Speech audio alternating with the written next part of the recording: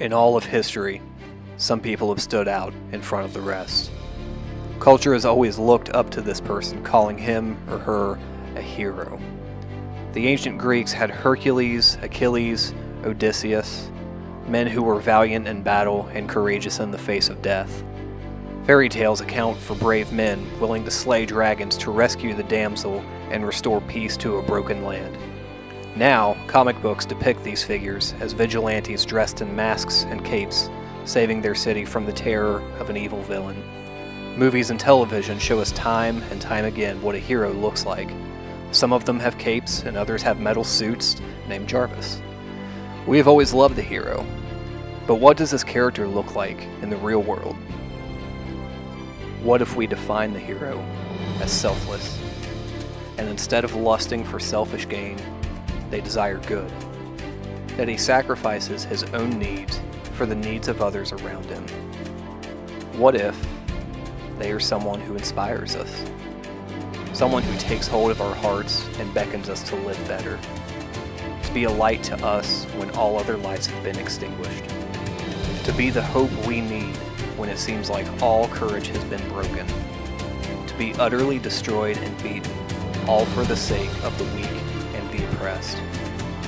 What if the hero is an ordinary individual who finds the strength to persevere and endure in spite of overwhelming obstacles?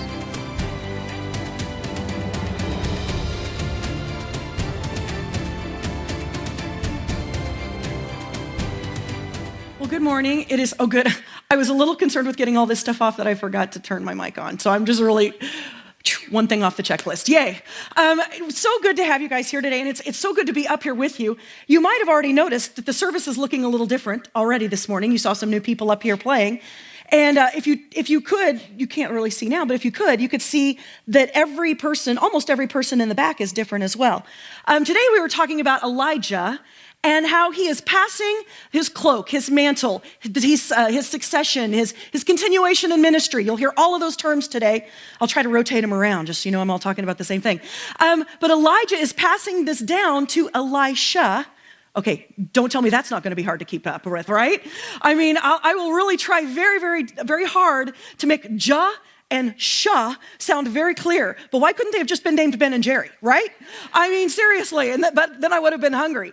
So whatever, I will do the best I can, but holy cow, sometimes I can't even get my own kids' names right. So I just really hope that it's all understandable, that you know when I'm talking about Elijah and when I'm talking about Elisha.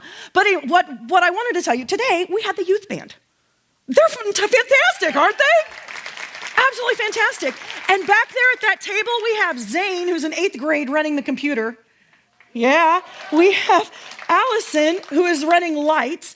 And who else is? Oh, Abby Payne is doing the producing. Thank you. For some reason, producer couldn't come. That doesn't bode well for us. And Josh Coleman is back there in the back. And I didn't make it easy on him today. I really didn't. And they are doing a fantastic job because we wanted to just kind of say, we're not just going to hear the story, but this is what we're going to do because succession is so important. So today we are on part 3 of Heroes Get Remembered, Legends Never Die. And we've introduced the hero of Elijah. And that first week, it was amazing. We had the altar out here, and he built the 12 rocks, and the Baal, he taunted, hey, prophets of Baal, call your God down, ha, ha, ha, ha. And then he called fire down from heaven to consume the altar. And then, just right after that, it hadn't rained in 3 years, and he called rain to fall on the country. So Elijah, he knows where God's power is, right? He's got a good connection to God's power. And then last week, we saw how the queen, she was the queen, scary lady, but she kind of threatened his life, and so he ran. But we all do that sometimes. And I love that our hero has his strengths and our hero has his weaknesses. And where we left last week is he went to the top of a mountain, and he said he's just he's just distraught. And he's going, I've worked so hard. I've been so, he used the word zealous. I've been so zealous for your ministry. I have tried to pass this down. I have tried to tell everyone. I've tried to keep Israel following you. But God, I'm up here on this mountain alone. I'm just up here alone. And I'm feeling this huge gap because this ministry is so important. This is what you've called Israel to be. And I have such a passion for that. But here I am on this mountain alone. And God, what are we going to do about this? Because there's this huge gap. And the ministry, what you've called us to do, that you've called us unto yourself, God, is so important. And yet here I am alone.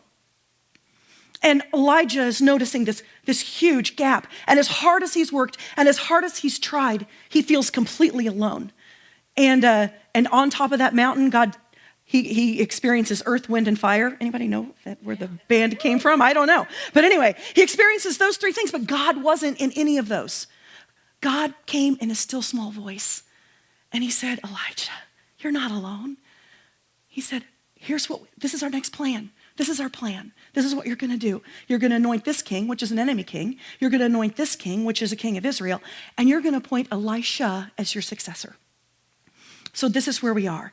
But Elijah knows that the passing down of the succession is so important. How he handles this transition is so important to the continuation of the ministry that God has called them to do. We see that probably the most clearly if you follow track and field in a relay race. And you've got the baton, and believe it or not, I used to run track. I know, it's hard to believe. There was one race that we ran, and this was a junior high race, and it was just a junior high track meet. And this person should have been kicked off the board of planning. But they decided it would be really fun to with a 4x100 with racing with a banana instead of a baton. Oh, it gets better. Okay, racing with a banana, and I was leg 3. I was leg 3 of this great 4x100. And the fourth person, Mike Stoltz, I had to rush the banana to him after 2 other people had held it like this, running. Oh, yeah. And he had to cross the finish line, peel it, and eat it. And the first person, I know, who thought that was a great idea? But anyway, it was horrible. It was all mushy and gross. We actually hit the finish line first, but we lost the race because he just couldn't stomach the banana. So anyway, whatever. It's okay. But races are won and lost by the handoff. I mean, you can have 4 of the best runners and still lose the race because the handoff didn't go smoothly. It is such a crucial point of the race. And when you're the get ready to go runner, you're reached back here. You're ready to go. You're prepped. You're watching the person that's coming to get you, and you're judging their pace. You know the point that you need to start taking off running with the hand. You know where you're going forward, but you also are watching what they are doing. And at some point, you both have the baton at the same time. And then when you securely have it, then you take off and you run. And that handoff is so important. And in a race, we see it happen in just seconds. But in real life, this handoff could and should take years. And Elijah knew that. And so first thing he did, in 1 Kings 19, we see God say, this is what you need to do. This is what you need to appoint Elisha. And so here we are in 1 Kings. The very next verse after that is 1 Kings 19, verses 19 through 21. And Elijah, see, I've already started it. Oh, let's hope this gets better. Okay, Elijah has gone to find Elisha. So here we are, 1 Kings chapter 19, verse 19. So Elijah went from there, meaning the mountain. He came directly from the mountain, knew how important it was to pass this off, and found Elisha, son of Shaphat. I don't know, that may be his name. He was plowing with 12 yoke of oxen, and he himself was driving the 12th pair. Elijah went up to him, threw his cloak around him. Elisha then left his oxen and ran after Elijah. Let me kiss my father and mother goodbye, he said, and then I will come. Oh, part of the Bible, that's fun. And then I will come with you. Go back, Elijah replied. What have I done to you?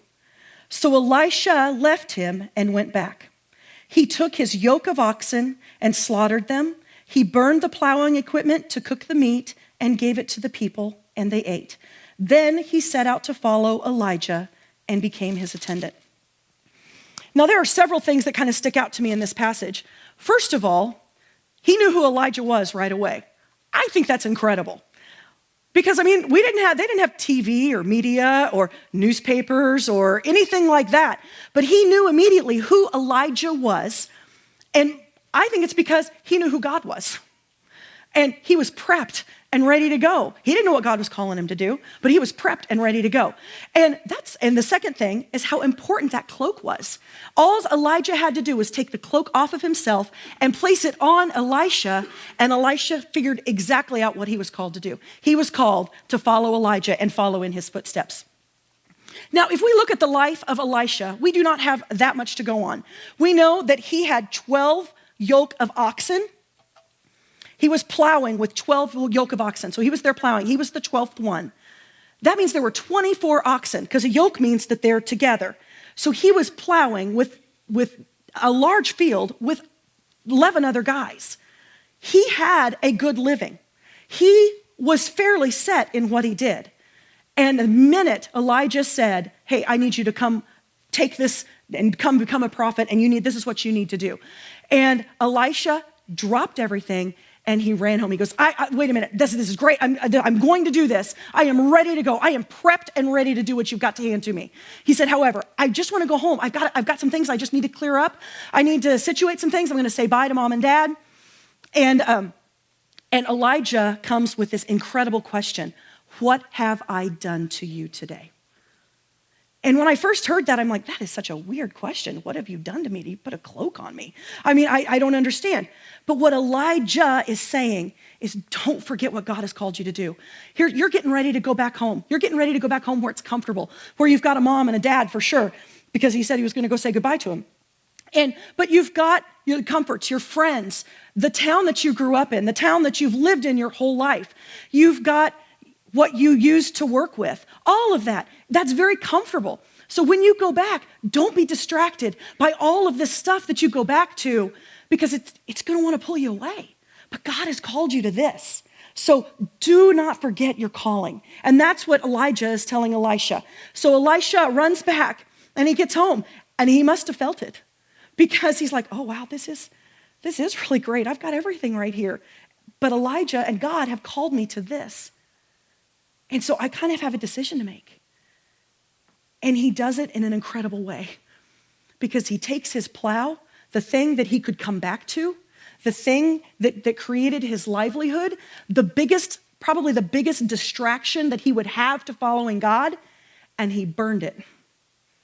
He just says, you know what? This is a distraction. This is what's calling me back here. And he said, I just need to get rid of it. And so he burns the plow, and he kills the oxen and cooks it and feeds the entire town. Now I ask you, we have all been called by God to do something. What is your distraction? What in your life keeps you from doing what God has called you to do? We all have something. And in Elisha's example, we need to burn the plow. We need to burn what it is that is causing us to not follow God the way that we need to be following him. And sometimes it's a relationship, and you can't burn people. So you can't do that. But you can regulate yourself on what you need to do. Sometimes my daughter's like, hey, Mom, I really need to talk to you. And if I don't take my phone and put it in another room, I will be distracted by what's on my phone. I need to burn my phone for 30 minutes to an hour, burn my phone to another room, so I can sit down and just listen to what my daughter has to say. Sometimes I just need to regulate my time better. Sometimes I completely need to get rid of whatever's in my house. Twinkies, they need to be gone. I need to burn Twinkies, because sometimes that keeps me from the calling of God. I had a friend that I would sometimes go to lunch with, and she was trying to watch what she was eating, and she would eat about half of her meal, and then she would take her water and pour it over. I'm like, I'm a foodie. I'm like, what are you doing? That could have been lunch tomorrow. I would have tried it. Really, I cannot believe you just destroyed food like this. How could you do this? And she said, it's a temptation. It's just sitting there. We're still talking, but it's just a temptation. But if I pour water on it, I won't want it anymore. I'm like, I still haven't been able to bring myself to do it. But, but I thought, oh my goodness, that is brilliant. But that is what God is calling us to do in our lives, is he is calling us to separate ourselves from the things that distract us, just like Elisha has done. Elisha has done an incredible job preparing himself. He didn't know what he was preparing himself for. He just knew he loved God and he was going to follow God in whatever he called him to do. And that is the position we need to have. And so in order for Elisha to do that, he had to burn the plow. He had to burn the thing that was going to be the biggest distraction to him as he followed God. So that's what happened. And I love that he made a big party out of it. Why not, right? Shouldn't it be a party? And so he burned the plow, he roasted the oxen, and fed the entire town. And it was an incredible goodbye party to Elisha. Because you know what? The calling that God had on his life right away was, I am a decently wealthy person, good job, good family, and I'm going to become a personal assistant. Right? It wasn't a move up. But Elisha had realized that his story, his life story, would be so much more complete if he followed what God had him to do. And it was going to elevate. I love the song that we did today. When I'm on my knees, I touch the sky. That's what that is. That's what that is. Elisha was saying, I can follow God. And I know it doesn't, on paper, it doesn't look like I'm making a good choice. But in reality, God has a beautiful promise for my life. And that's what I want to follow. So that is the calling of Elijah to Elisha. Now, we don't hear a whole lot about them at the end of 1 Kings. We pick back up in 2 Kings. However, we know that Elisha followed Elijah. Have I been somewhat clear so far? Nobody's, okay, good. Followed him for 6, some say 6, some say 10 years. I don't know which source is more reliable, so let's just say at least 6 years, okay? And we'll be right.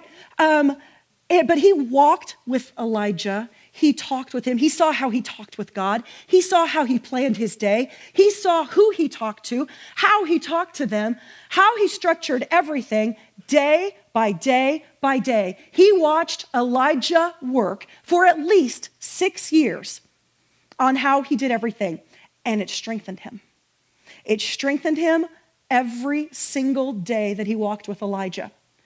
And we're not clear exactly on what happened within that time frame, but we know that Elisha and Elijah walked together for 6 to 10 years. And Elisha learned so much from what Elijah was teaching him.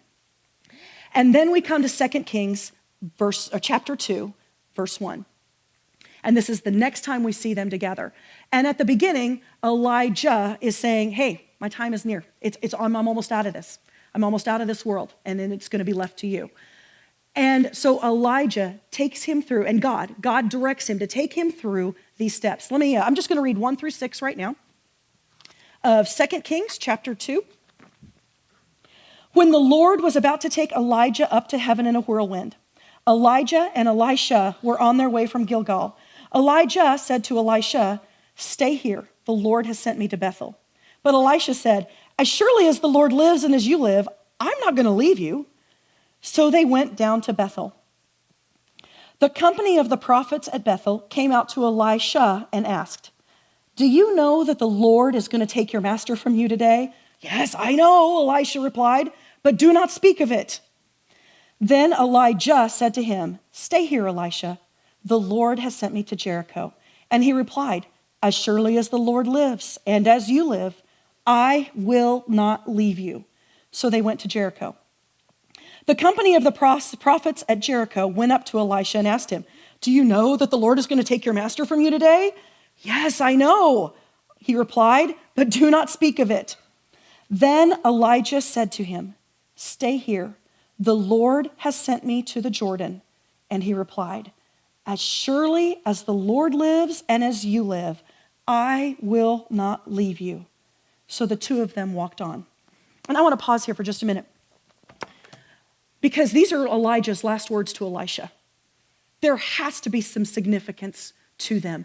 Why is God sending them, first of all, to all these different places? And I kind of looked it up. I'm like, did they go there all in one day? Because he really did tuck that cloak in and run really fast, you know? But no, this day when it says he's going to be taken from you this day, the day is coming soon. So that's the interpretation of that. It's not this day, but the day is really near when Elijah is not going to be here anymore. And what about those prophets? Are they annoying or what? Did you know, like the naysayers, did you hear this about that? Did you hear this? And like, ugh. And you could tell Elisha was getting a little put out by it. It's like, I know this is what's going to happen. He's right with me. And my mom and I were talking in the car yesterday, and she goes, how sometimes we ask stupid questions. And she said, we go into somebody's house and we say, do you have a bathroom? Yeah, no, we use the backyard. No, yeah, we have a bathroom, but sometimes we ask stupid questions, and that's kind of, I feel like what this is. Hey, did you know? He's like, I've been walking with him for 6 years. Yeah, I know, but I don't want to talk about it. I'm not ready to deal with this yet. This is my best friend and mentor for 6 to 10 years. I am not ready to watch him go. And there had to have been a little bit of fear, just a little bit about his continued succession on with this ministry. There were a lot of unknowns. And it's kind of tough when you take it for yourself the first time. And I think that what Elijah and God did, because God told Elijah clearly to go to each of these 4 places, that each of these 4 places had incredible significance to prepare Elisha for ministry and to prepare us for ministry. And so the first place they went to was Gilgal. That's where they started. And Gilgal is represented by these 12 rocks. And we've heard earlier in the story that these rocks represented the 12 tribes of Israel. Now, Gilgal was the first location that after the Israelites came into the promised land, this was the first location they came to. And God told Joshua, who was leading the Israelites at the time, they are not clean rocks, I'm sorry. God told Joshua to get 12 rocks out of the river Jordan and set them up as a monument. And name it Gilgal, which means rolled away. Because I have rolled away your past from you. Isn't that beautiful? I get chills when I think of that. Because God has taken this people and he has separated them out from their past. A past that they don't want to remember. A past that has affected them. But they don't want to remember because it was full of slavery and yuckiness. And God has separated them out. And he set up a monument because he said, I love you. And I am the living God. And I have something better planned for you. And your past has been rolled away. And I have separated you, not from that, but separated you unto myself. Because I have a better life for you. I love that picture. Because God has called each and every one of us to that as well. We all have a past. We all have something we'd rather forget. And God said, I've rolled it away. You're rolling away. And these 12 stones, which represent Israel, the 12 tribes of Israel, this nation, I have rolled away your past. We didn't forget it completely. But I have a new future, and it's full of promise because they are at the very beginnings of the promised land. And that is what God has for us as well. An opportunity to roll away our past and start new. And at this point, Elijah looks at Elisha and he said, it's pretty good. You want to stay here? Elisha's like, no way, man. No way. We're going forward. I am with you. I am with you. So the next spot that they go to is called Bethel. Now, Bethel is significant because of a man named Jacob. And Jacob happens to be the father of the 12 sons that became the 12 tribes of Israel. So we're back even a little further in history. Jacob was running and he found a place to rest. He used a rock for his head and he slept overnight and he had a dream. And in this dream, there was a ladder that went from earth to heaven. And on this ladder, angels went up and down freely. And God talked to him and told him what plans he had for him and what he needed him to do. And so Jacob woke up from this dream. And the first thing he said was, surely God is in this place. And so he named the place Bethel because it means house of God. Now, this became a very sacred place for the Israelites. As a matter of fact, this is where they would go to acquire things from God. At some points, the Ark of the Covenant was stored here because this was called the house of God. And what Elijah is saying to Elisha is you need to desire God more than anything else. God's presence needs to fill you completely. And at this point in time in history with Elijah and Elisha, Bethel had become a center place of pagan worship. And I don't think that was by accident. Because how many things distract us from desiring God? So many things can come up and creep in and take away our desire from just communing and spending time with God. And Elijah was saying to Elisha, this needs to be important. You need to desire God above else. God has separated you out. He has rolled away your past, and he wants you to desire him above all else. So, Elisha, are you going to stay here? Is this where you want to stay? And Elisha says, no, this is not where I want to stay. I desire God, and I am moving on. Where are we going next? And God sends them to a place called Jericho. Now, Kevin spoke about Jericho. To me, it doesn't seem like that long ago. But Jericho was the place when the Israelites were coming into the promised land that they reached their first path of resistance. The first battle of claiming the promised land happened here at Jericho. And I can't even imagine being part of this army when Joshua comes back and he says, all right, I've got the plan from God. This is what we're going to do. There's this wall that goes all the way around Jericho. We are going to march around the wall for 6 days. And then on the 7th day, this is it. This is where it gets good. On the 7th day, we are going to blow trumpets while we walk around the wall. Can you imagine being part of that army? Oh yeah, that's a good one, Josh. What are we really going to do? Well, no. What are we really going to do? Because in my history, there is no way that walking around a wall and playing a few notes on a trumpet is going to bring a wall down and make us win a battle. There is no way that can happen.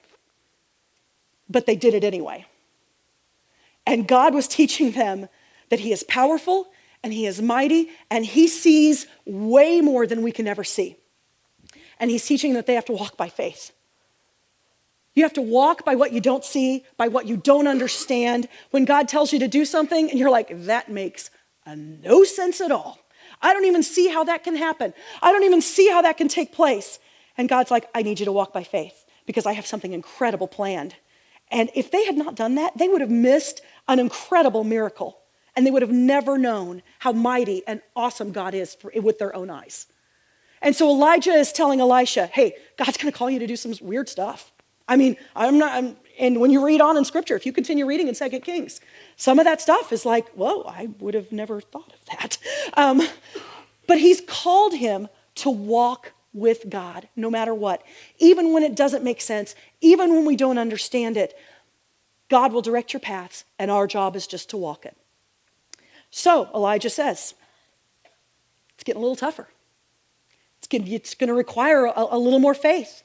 A little more understanding and dependability on God. You want to stay here, Elisha? Is this where you want to stay? And Elisha's like, no, man, I'm going to go the distance. Sometimes I feel like a Disney song. Go the distance. Anyway, no. Where else are we going? Because as long as I live, as long as you live, I am going to do what God has called me to do. I mean, I've already burned the plow, right? What do I have to go back to? But here he goes. They go on to the Jordan. Jordan's a river. And this is where the Israelites crossed over into the promised land. But they didn't just cross over. Joshua put his staff in the river, and the river parted both ways, and they walked over on dry ground, just like they had done as they exited Egypt with the Red Sea. And so this was an amazing miracle that God had done. And God was saying, hey, you know what? When you pass through these waters, when you pass through on dry ground, you're forgetting what you've had before. You are living a brand new life. You are taking up my leadership, and you are going to walk a new path, a new promise for your life. And this is what I've called you to do. But this requires ultimate sacrifice. I mean, Elijah's looking at Elisha, and he's saying, listen, up to this point, you've always had me by your side. But now you're going to walk through dry ground. You are going to walk over to the other side, and you are going to take this on yourself. And it's going to be a selfless act. And it's going to be a lot of selfless acts that you are going to be called to do. But God is going to be with you no matter what. and he is going to lead your path, and he is going to be your power, and he is going to be there and faithful for you no matter what. But this was a huge decision. When you think about the Israelites making that leap over, the desert was all that a lot of those guys had ever known. And when the waters parted, they were open to a new promise, but it was a promise they didn't know about. Could they trust this God that had promised all this? They didn't know. So they were giving up on everything that they knew to walk to a new promise that God had for them. And I love the end of this because Elisha said, I'm going the distance, man. I am with you. I am with God. And we are crossing over. And so at the end of this, so the two walk together. I love that. And so here's what happens next. We are at 2 Kings verse 7. 50 men of the company of prophets went and stood at a distance, facing the place where Elijah and Elisha had stopped at the Jordan. Elijah took his cloak, rolled it up, and struck the water with it, and the water divided to the right and to the left, and the two of them crossed over on dry ground. When they had crossed, Elijah said to Elisha, "Tell me, what can I do for you before I am taken from you?" "Let me inherit a double portion of your spirit," Elisha replied. "Ah, you have asked a difficult thing," Elijah said. "Yet if you see me when I am taken from you, it will be yours. Otherwise, not." So here we are. We're at the river. This magic cloak again. Rolls it up, flicks the water parts, but it's just those two that cross. The other prophets stay on the other side. And they cross over, and Elijah says, "Hey, this is it. What more can I give you? I've taken you through these steps. You've doubled your commitment here. What can I do for you now? Because these are my last words. This is it." And Elisha says, "Let me inherit a double portion." Now, when I first read that, I'm like, whoa. I mean, it almost seems like Elisha saying, "I want to be better than you. I want to do more. I want to be better than what you've been." But that's not. I love what the message says. The message says, there it is. "I want your life repeated in my life." I think that's beautiful. That I just want God's power to work in me and do great things for this nation of Israel, not for me, but because this message that we are delivering is so great. And I know that there is no way on earth that I can do this on my own. There's no way on earth that I can deliver this all by myself. I need the power that God has been in you. I need that power of God in me to help me through all of these steps. When I don't see it making sense, I need God's power to make sense for me. When I'm kind of missing my old life, that I know that this way is still better, that following God is still better. That's what I need. And Elijah's like, "Oh, that's a really hard thing. I don't know. I use God's power when he gives it to me, but I don't really have control over that. That's God." He said, "But here's the deal. You pray for it. You pray that that's what you want. And if you see me when you leave, this is your sign. If you see me when I go up to heaven, then that means that God will be with you and that will be so. His power will be with you in your ministry." And that's what happened. Let's continue reading. So here we are, verse 11. "As they were walking along together, suddenly a chariot of fire and horses of fire appeared and separated the two of them. And Elijah went up to heaven in a whirlwind. Elisha saw this and cried out, my father, the chariots and horsemen of Israel." And Elisha saw him no more. Then he took hold of his own clothes and tore them apart. He picked up the cloak that had fallen from Elijah and went back and stood on the bank of the Jordan. Then he took the cloak that had fallen from him and struck the water with it. "Where now is the Lord, the God of Elijah?" he asked. When he struck the water, it divided to the right and to the left, and he crossed over. The company of the prophets from Jericho who were watching said, "The spirit of Elijah is resting on Elisha." And they went to meet him and bowed to the ground before him. You know, shouldn't the guy who draws fire from heaven and rain from heaven and raises widows' sons and hears God speak in a still small voice, shouldn't he leave the earth in a very dramatic way, right? And that's what he did. I cannot even imagine Elisha is like, whoa, I thought this was going to be a whirlwind. This is a lot grander than a whirlwind. And then what do you tell the prophets when you go back? Do you tell them what happened? Hey, and then just Elijah was no more. Or, oh, there's this chariot, da, da, da, da. And they're like, yeah, right. Yeah, right. Later on, they still didn't believe him. They had to go look for the body. But Elijah was no more. And Elisha was blessed with the cloak because the succession was complete. This was physical evidence that Elisha was taking over for what Elijah had done so far. And so then he's coming up to this river, and don't you seem like, well, I don't know, Elisha kind of did it something like this. I hope it works for me too. Because there had to have been some doubt. This is his first thing that he's done completely by himself. So he takes the cloak, and he's like, I think it was something like this, and he flicks the water, and it parts. Can you imagine what Elisha was feeling at that moment? God is with me, and he is going to be with me every single day from here on out. And that is exactly what happened. Elisha continued on with the ministry that Elijah had started. And that time with him gave him power. It gave him security. It gave him all the tools that he needed to weather any storm that was going to come his way, because he knew his God was faithful and his God would overcome it all. And Elisha had an incredible ministry. And he anointed kings, and he called the nation of Israel unto God himself. And there was no more gap. But you know what? This isn't just a great story. This is what God is calling us to do as well.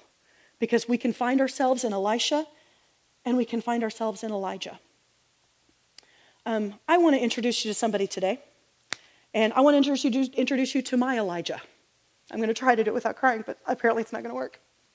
Her name is Leslie Pfeiffer, and her husband's name is Johnny. We moved to St. Louis when I was about 23 years old. Paul and I had been married about 2 years. And we were really green. We were young. We were kind of just trying to figure life out. And we moved to a city where we didn't know anyone. And we knew that the first thing we needed to do was go to church, because when you're not with family, you find a family in church. And sometimes when you are with family, you still find a family in church. And so we went to their church. My dad was a pastor in the state, so he knew Johnny, and he said, hey, Johnny's a good guy. You should go try his church, 30 minutes away. So we went to their church. It was great. We enjoyed it. Monday, they didn't waste any time. Monday, they showed up at our house and came in and talked to us. And by the end of our meeting, I was leading children's choir, adult choir, and other things. They left the house. I looked at Paul, I'm like, they don't even know us. What in the world? But she walked beside me. She walked beside me every single part of the way. So when I was leading children's choir, she was my accompanist. When I was leading adult choir, she was my accompanist. She played the piano. So she walked through. We picked songs together. But not only that, on Sunday afternoons, so we didn't have to make the 30-minute drive there and the 30-minute drive back, we stayed at her house every single Sunday. And so I got to watch this lady be a mom. I got to watch how she treated her husband. I got to watch how she managed her household. She answered all my questions. She had 3 boys at home, and I got to see how she put spirituality into her sons. I got to talk to her about the Bible studies she did. We prayed together. We interacted together. Every single Sunday, every single Wednesday, she walked by my side. When I found out I was pregnant, I'm like, how did this happen? I really didn't need an explanation, but I was pretty confused, more confused than I should have been. And I called her because my husband worked crazy insane hours, and he said, maybe you should just take a pregnancy test. I mean, it could be. And so I did, but he was already gone to work, and this is before cell phones. And so I took the pregnancy test, and there were 2 lines. And so I didn't know what to do, so I called Leslie.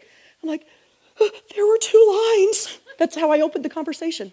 There were 2 lines. And she says, and the dog barks at midnight.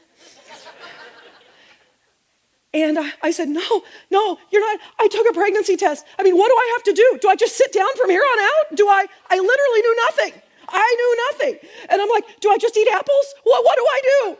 And she said, come up to my house. We'll talk through it. And she walked me through everything. And she gave me the Bible of pregnancy, what to expect when you're expecting. And she just walked and talked me through absolutely everything.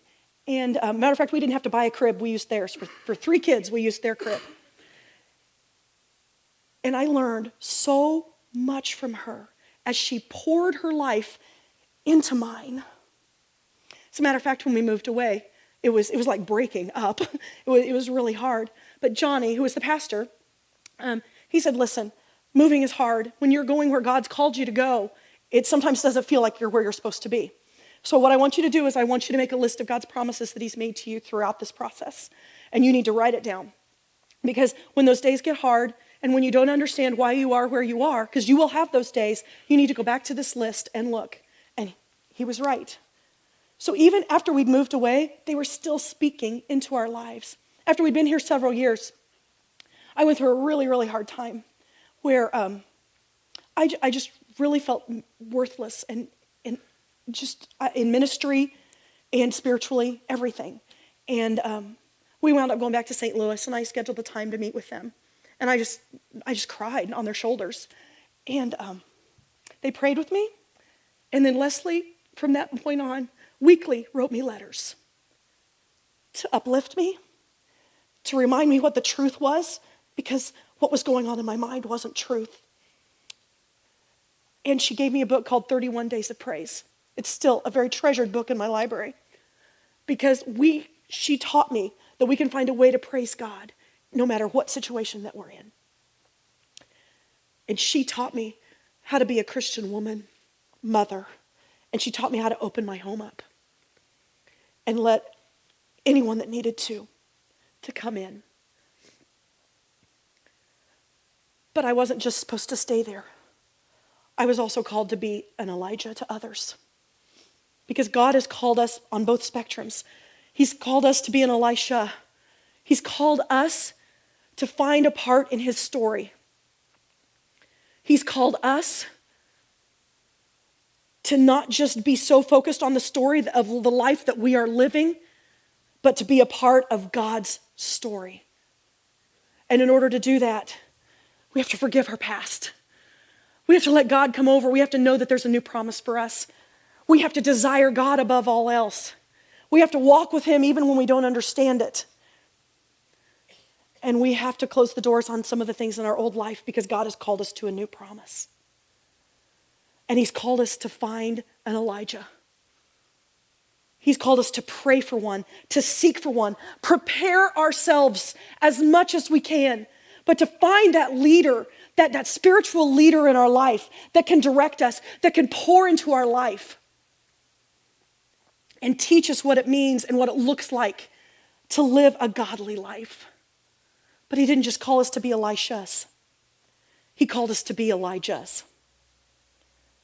Because I do not want God's story to end with me. I do not want the story that I have to tell about God to end with me. I want that to be a legend. I want it to be passed down to my generation here, the next generation, and the next generation, and the next generation of that. Because the story of God is so important. It changes lives. It changes communities. It changes all of us.